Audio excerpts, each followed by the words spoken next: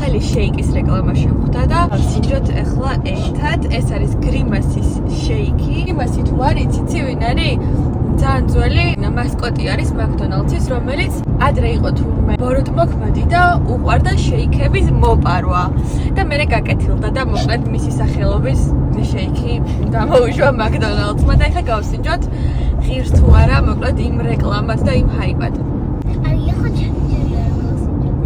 მოცვის იოგურტის გემო. მოცვის იოგურტია. ჩემ ბავშვს გაასინჯეთ აბა. გრიმასის საერთოდ არ მიჭამია. მიდი აბა მიდი. 10-დან რამდენ ქულას დაუწერდი გრიმასის შეიქს? 150. ხო არის იოგურტის. მინდა მოცვის იოგურტის გემო. მოცვის ნიტამ შევკვეთა მარწყვის შეიკი. შეიძლება ცოტა გავსინჯო? გონი გრიმასის შეიკი ჯობია მარწყვის შეიკი ხოთა შორის. გრიმასი ძალიან შემყვარდა. ამას ისეთი ინტენსიური გემო აქვს, მე ის მარწყვის უკვე აღარ იგრძნობა ამის მერე. შენ რამდენს უწერ შეფასებას კაც? 10-დან 9.